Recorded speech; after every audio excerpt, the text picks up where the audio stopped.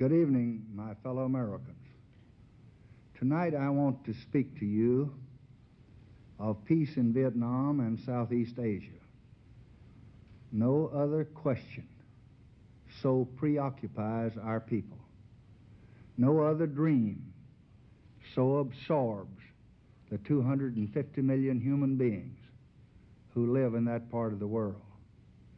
No other goal motivates American policy in Southeast Asia. For years, representatives of our governments and others have traveled the world seeking to find a basis for peace talks. Since last September, they have carried the offer that I made public at San Antonio.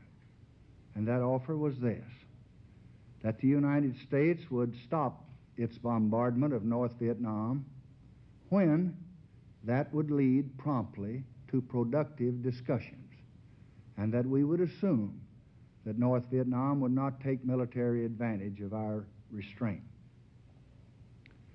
Hanoi denounced this offer both privately and publicly. Even while the search for peace was going on, North Vietnam rushed their preparations for a savage assault on the people, the government, and the allies of South Vietnam. Their attack during the Tet holidays failed to achieve its principal objective. It did not collapse the elected government of South Vietnam or shatter its army as the communists had hoped.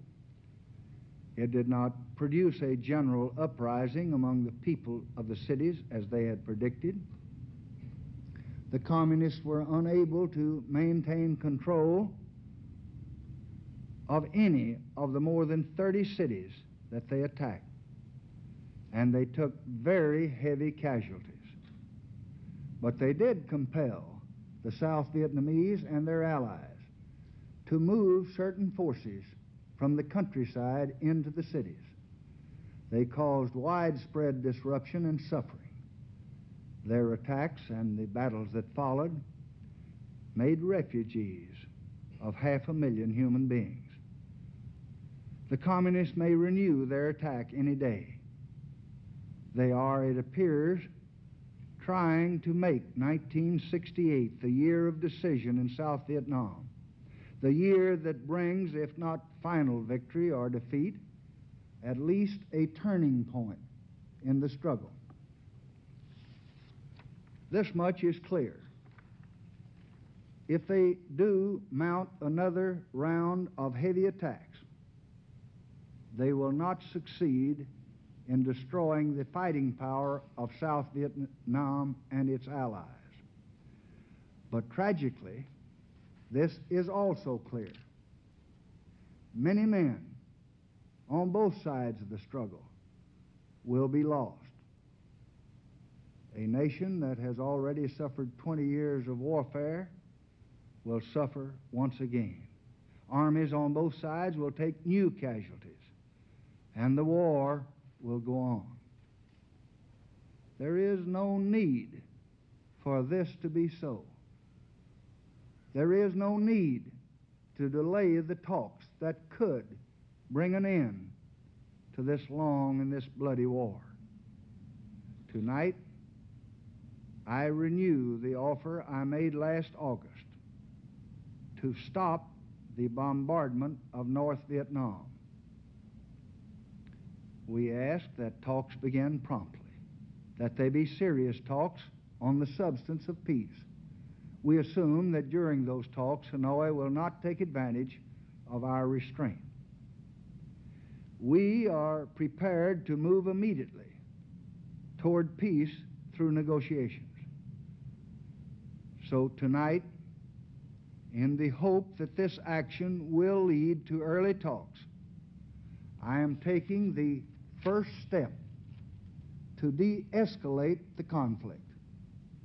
We are substantially reducing, the present level of hostilities. And we are doing so unilaterally and at once.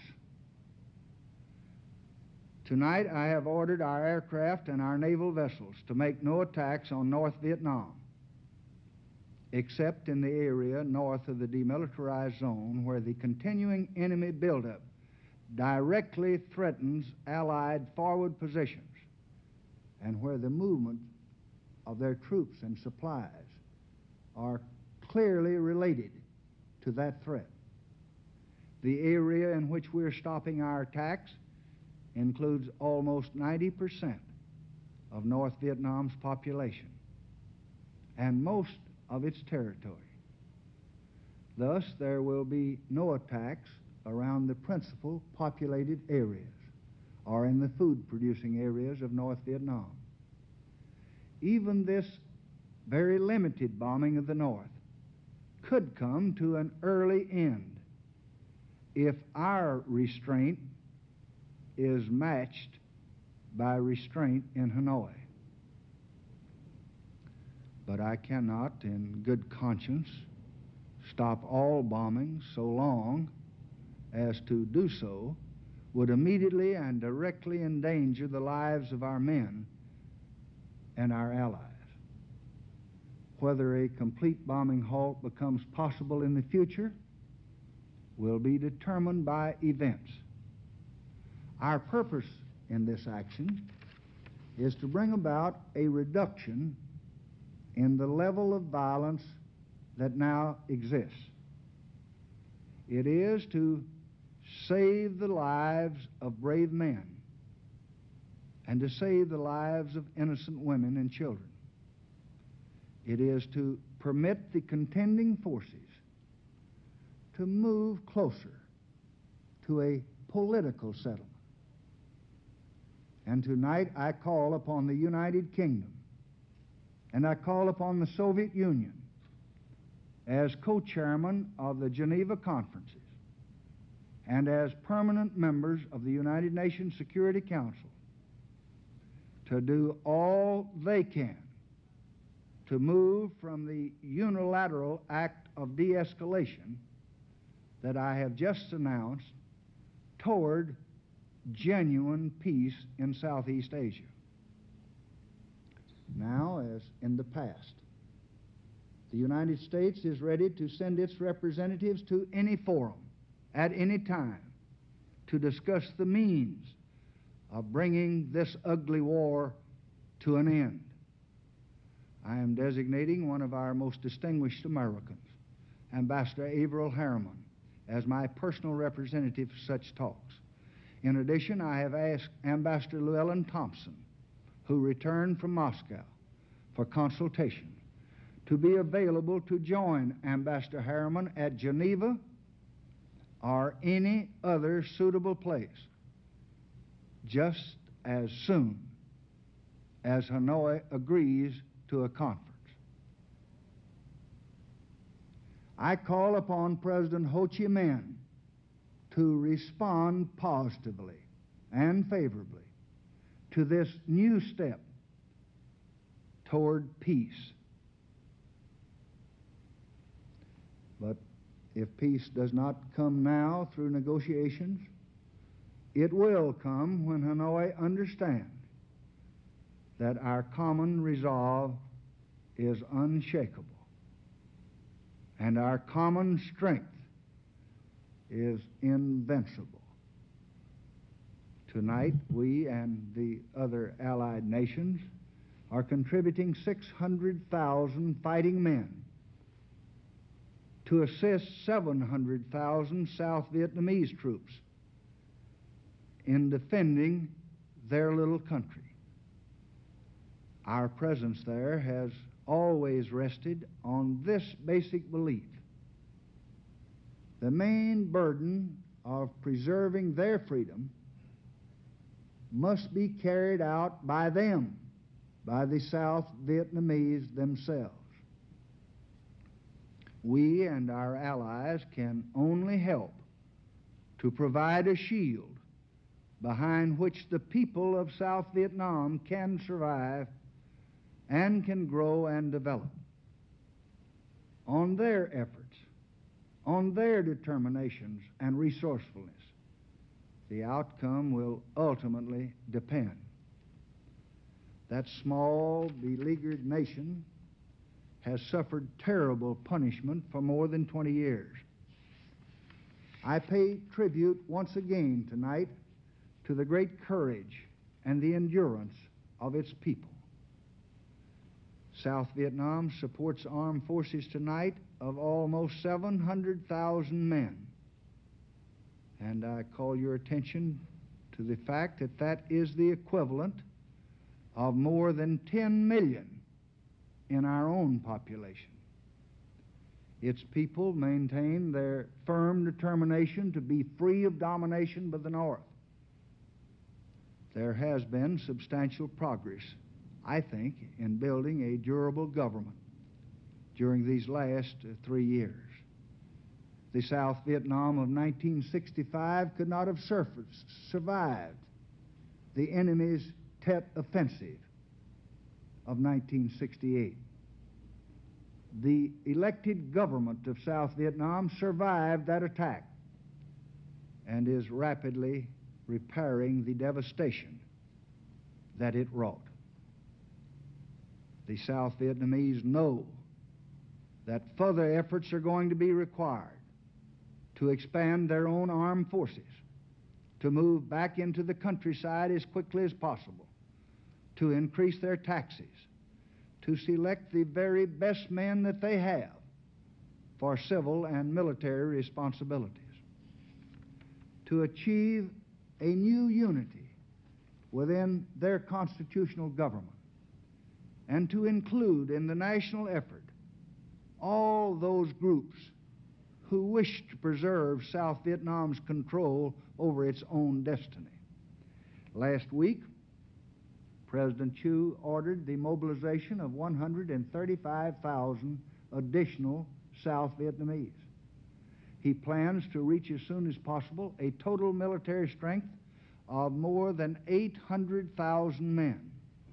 To achieve this, the government of South Vietnam started the drafting of 19-year-olds on March 1st. On May 1st, the government will begin the drafting of 18-year-olds. Last month, 10,000 men volunteered for military service. That was 2.5 times the number of volunteers during the same month last year. Since the middle of January, more than 48,000 South Vietnamese have joined the armed forces, and nearly half of them volunteered to do so. All men in the South Vietnamese armed forces have had their tours of duty extended for the duration of the war, and reserves are now being called up for immediate active duty. President Thieu told his people last week, I quote, "We must make greater efforts.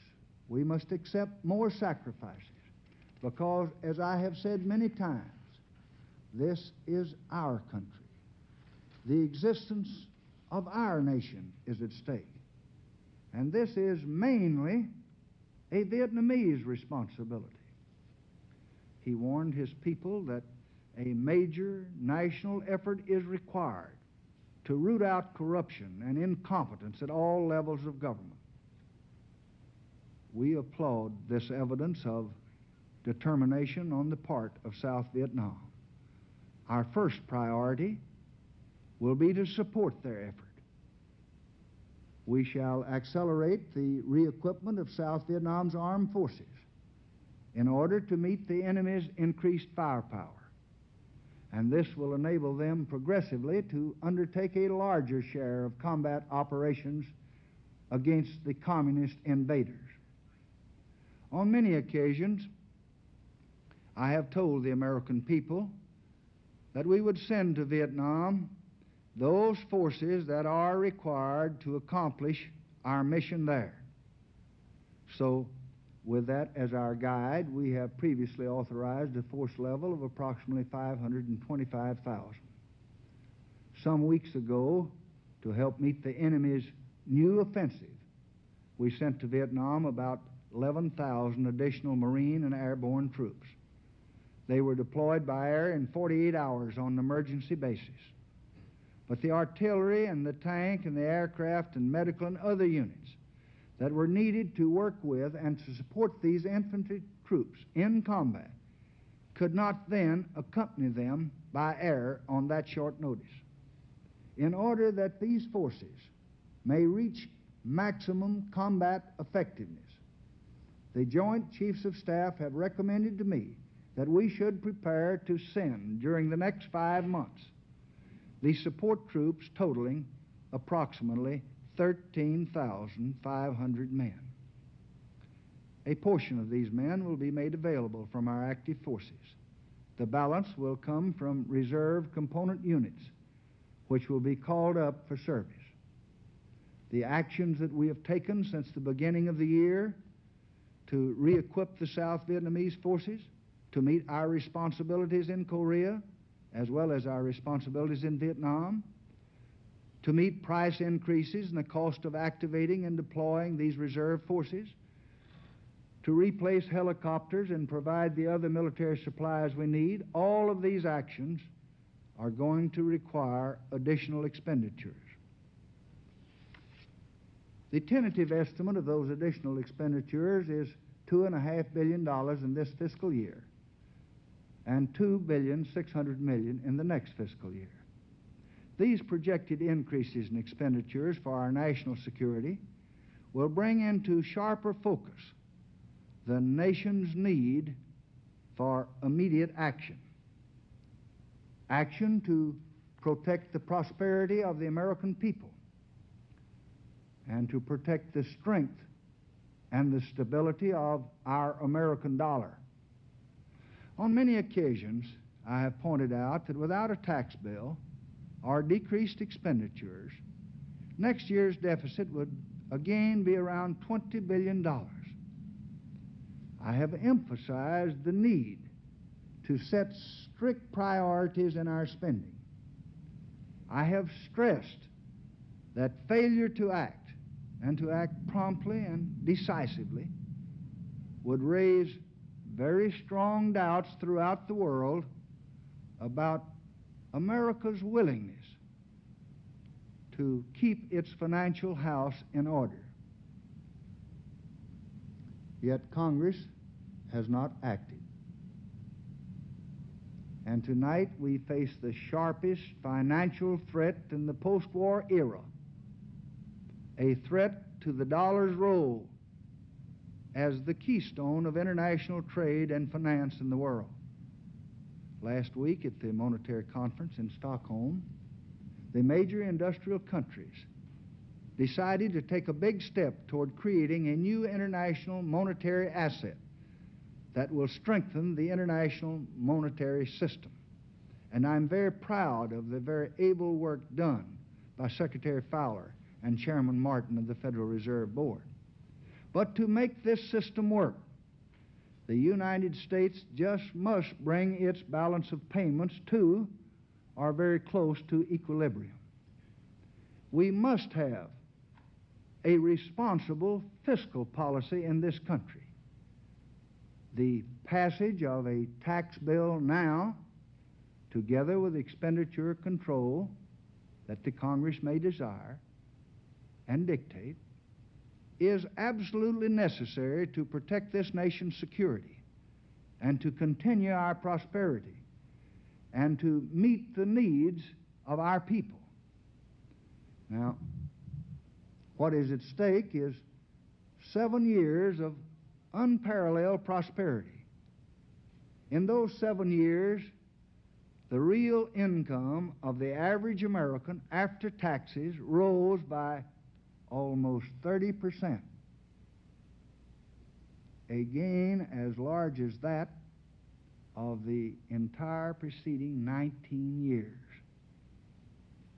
So the steps that we must take to convince the world are exactly the steps that we must take to sustain our own economic strength here at home. In the past 8 months, prices and interest rates have risen because of our inaction. We must, therefore, now do everything we can to move from debate to action, from talking to voting. And there is, I believe, I hope there is, in both houses of the Congress, a growing sense of urgency that this situation just must be acted upon and must be corrected. My budget in January, we thought, was a tight one. It fully reflected our evaluation of most of the demanding needs of this nation. But in these budgetary matters, the President does not decide alone. The Congress has the power and the duty to determine appropriations and taxes. And the Congress is now considering our proposals, and they're considering reductions in the budget that we submitted. As part of a program of fiscal restraint that includes the tax surcharge, I shall approve appropriate reductions in the January budget when and if Congress so decides that that should be done. One thing is unmistakably clear, however. Our deficit just must be reduced. Failure to act could bring on conditions that would strike hardest at those people that all of us are trying so hard to help. So these times call for prudence in this land of plenty. And I believe that we have the character to provide it. And tonight I plead with the Congress and with the people to act promptly to serve the national interest and thereby serve all of our people. Now let me give you my estimate of the chances for peace.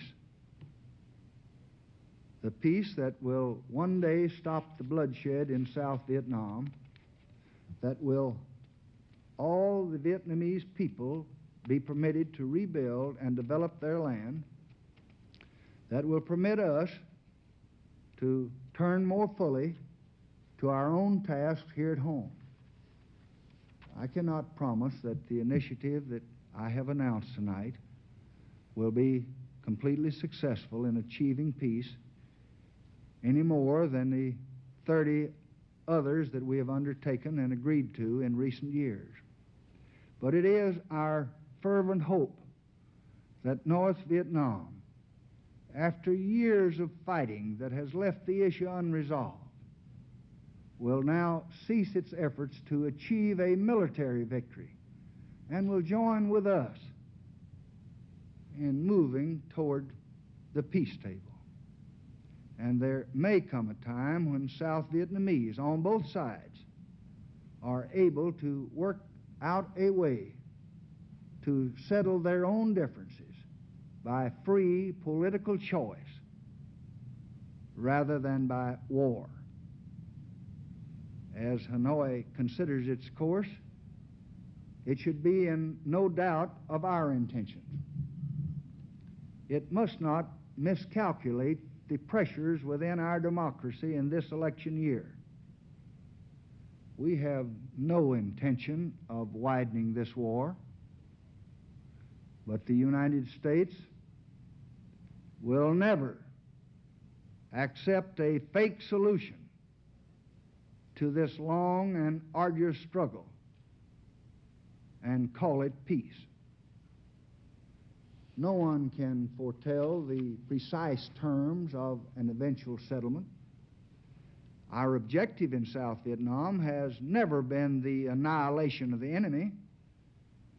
It has been to bring about a recognition in Hanoi that its objective, taking over the South by force, could not be achieved. We think that peace can be based on the Geneva Accords of 1954 under political conditions that permit the South Vietnamese, all the South Vietnamese, to chart their course free of any outside domination or interference from us or from anyone else. So tonight, I reaffirm the pledge that we made at Manila that we are prepared to withdraw our forces from South Vietnam as the other side withdraws its forces to the north, stops the infiltration, and the level of violence thus subsides. Our goal of peace and self-determination in Vietnam is directly related to the future of all of Southeast Asia, where much has happened to inspire confidence during the past 10 years. And we have done all that we knew how to do to contribute and to help build that confidence. A number of its nations have shown what can be accomplished under conditions of security. Since 1966, Indonesia, the fifth largest nation in all the world, with a population of more than 100 million people, has had a government that's dedicated to peace with its neighbors and improved conditions for its own people. Political and economic cooperations between nations has grown rapidly, and I think every American can take a great deal of pride in the role that we have played in bringing this about in Southeast Asia. We can rightly judge, as responsible Southeast Asians themselves do, that the progress of the past 3 years would have been far less likely, if not completely impossible, if America's sons and others had not made their stand in Vietnam. At Johns Hopkins University, about 3 years ago, I announced that the United States would take part in the great work of developing Southeast Asia, including the Mekong Valley, for all the people of that region. Our determination to help build a better land for men on both sides of the present conflict, has not diminished in the least. Indeed, the ravages of war, I think, have made it more urgent than ever. So, I repeat on behalf of the United States again tonight what I said at Johns Hopkins, that North Vietnam could take its place in this common effort just as soon as peace comes. Over time, a wider framework of peace and security in Southeast Asia may become possible. The new cooperation of the nations of the area could be a foundation stone. Certainly, friendship with the nations of such a Southeast Asia is what the United States seeks. And that is all that the United States seeks. One day, my fellow citizen, there will be peace in Southeast Asia. It will come because the people of Southeast Asia want it. Those whose armies are at war tonight, those who, though threatened, have thus far been spared. Peace will come because Asians were willing to work for it and to sacrifice for it and to die by the thousands for it. But let it never be forgotten, peace will come also because America sent her sons to help secure it. It has not been easy, far from it. During the past 4.5 years, it has been my fate and my responsibility to be Commander-in-Chief. I have lived daily and nightly with the cost of this war. I know the pain that it has inflicted. I know perhaps better than anyone the misgivings that it has aroused. And throughout this entire long period, I have been sustained by a single principle, that what we are doing now in Vietnam is vital not only to the security of Southeast Asia, but it is vital to the security of every American. Surely we have treaties which we must respect. Surely we have commitments that we're going to keep. Resolutions of the Congress testify to the need to resist aggression in the world and in Southeast Asia. But the heart of our involvement in South Vietnam, under 3 different presidents, 3 separate administrations, has always been America's own security. And the larger purpose of our involvement has always been to help the nations of Southeast Asia become independent and stand alone, self-sustaining as members of a great world community, at peace with themselves, at peace with all others. And with such an Asia, our country and the world will be far more secure than it is tonight. I believe that a peaceful Asia is far nearer to reality because of what America has done in Vietnam.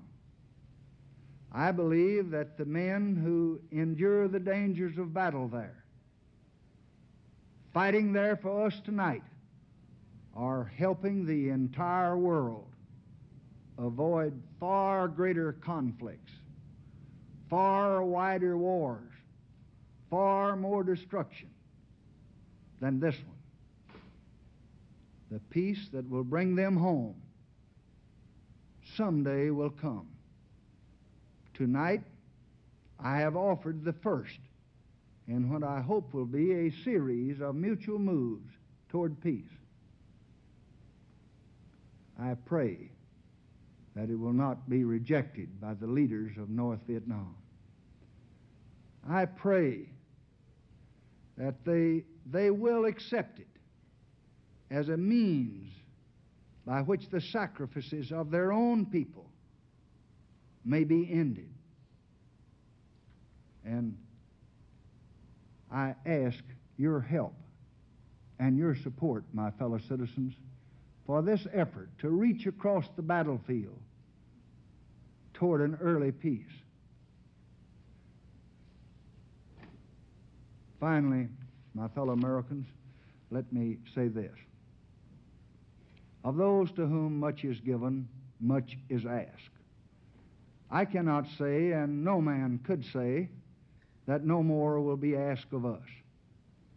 Yet I believe that now, no less than when the decade began, this generation of Americans is willing to pay any price, bear any burden, meet any hardship, support any friend, oppose any foe, to assure the survival and the success of liberty. Since those words were spoken by John F. Kennedy, the people of America have kept that compact with mankind's noblest cause, and we shall continue to keep it. Yet I believe that we must always be mindful of this one thing. Whatever the trials and the tests ahead, the ultimate strength of our country and our cause will lie not in powerful weapons or infinite resources or boundless wealth, but will lie in the unity of our people. This I believe very deeply. Throughout my entire public career, I have followed the personal philosophy that I am a free man and American, a public servant, and a member of my party. In that order, always and only. For 37 years in the service of our nation, first as a congressman, as a senator, and as vice president, and now as your president, I have put the unity of the people first. I have put it ahead of any divisive partisanship. And in these times, as in times before, it is true that a house divided against itself by the spirit of faction, of party, of region, of religion, of race, is a house that cannot stand. There is division in the American house now. There is divisiveness among us all tonight. And holding the trust that is mine as president of all the people, I cannot disregard the peril to the progress of the American people and the hope and the prospects of peace for all peoples. So I would ask all Americans, whatever their personal interests are concerned, to guard against divisiveness and all of its ugly consequences. 52 months and 10 days ago, in a moment of tragedy and trauma, the duties of this office fell upon me. I asked then for your help and God's, that we might continue America on its course, binding up our wounds, healing our history, moving forward in new unity to clear the American agenda and to keep the American commitment for all of our people. United, we have kept that commitment. And united, we have enlarged that commitment. And through all time to come, I think America will be a stronger nation, a more just society, a land of greater opportunity and fulfillment because of what we have all done together in these years of unparalleled achievement. Our reward will come in the life of freedom and peace and hope that our children will enjoy through ages ahead.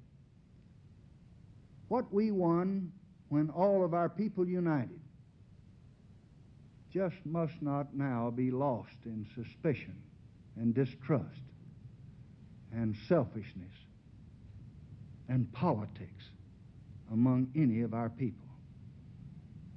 And believing this as I do, I have concluded that I should not permit the presidency to become involved in the partisan divisions that are developing in this political year. With American sons in the field far away, with America's future under challenge right here at home, with our hopes and the world's hopes for peace and the balance every day, I do not believe that I should devote an hour or a day of my time to any personal partisan causes or to any duties other than the awesome duties of this office, the presidency of your country. Accordingly, I shall not seek and I will not accept the nomination of my party for another term as your president. But let men everywhere know, however, that a strong and a confident and a vigilant America stands ready tonight to seek an honorable peace and stands ready tonight to defend an honored cause, whatever the price, whatever the burden, whatever the sacrifice that duty may require. Thank you for listening. Good night, and God bless all of you.